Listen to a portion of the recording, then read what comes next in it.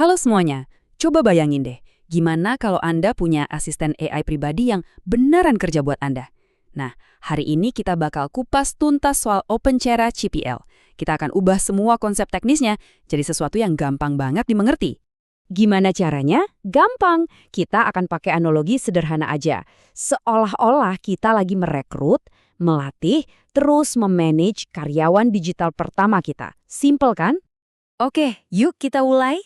Pertama-tama kita harus paham dulu, apa sih yang bikin OpenClaw ini beda banget sama chatbot yang mungkin udah sering Anda pakai? Nah, kutipan ini bener-bener pas banget buat ngejelasin perbedaannya. Ini bukan lagi soal ngobrol sama teman pinter di chat, tapi ini soal bener-bener mempekerjakan asisten pribadi full-time. Jadi, intinya di sini. Chatbot itu ya cuma bisa ngobrol. Beda sama OpenClaw yang bisa bertindak. Dia bisa atur kalender Anda, bisa ngurusin email. Kenapa? Karena dia nggak cuma tinggal di tab browser, tapi dia punya komputernya sendiri. Jadi, gimana dong cara kita merekrut karyawan digital ini? Ya, simpelnya, kita kasih dia tempat kerja.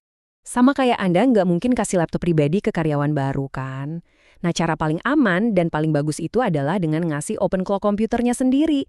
Bisa pakai komputer lama, beli yang baru khusus buat dia, atau sewa di cloud.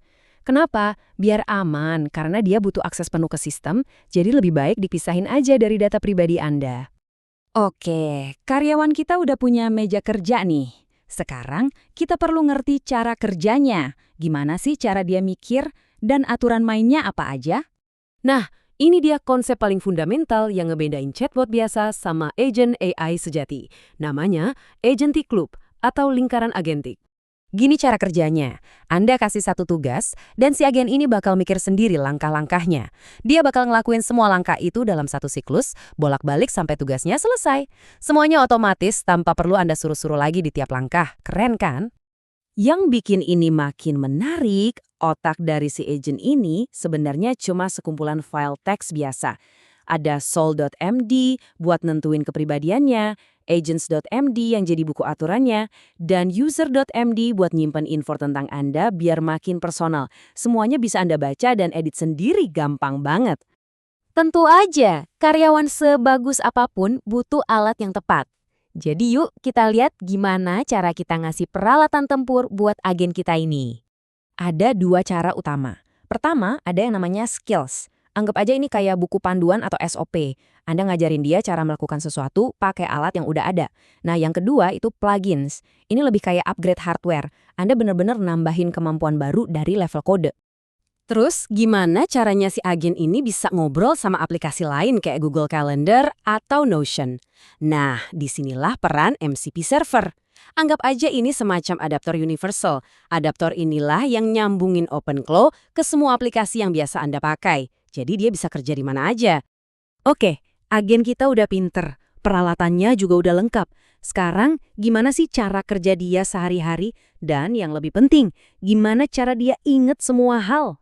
Nah, beda sama chatbot yang pelupa, OpenClaw ini punya dua jenis memori. Ada catatan harian, ini kayak jurnal kerja dia. Tapi, ada juga yang lebih penting, yaitu memory.md.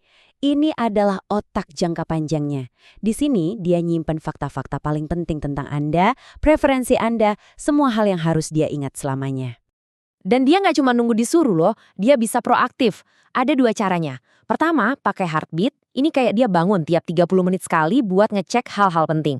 Kedua, ada cron jobs. Ini buat tugas yang terjadwal pasti. Misalnya, kirim rangkuman berita jam 7 pagi setiap hari.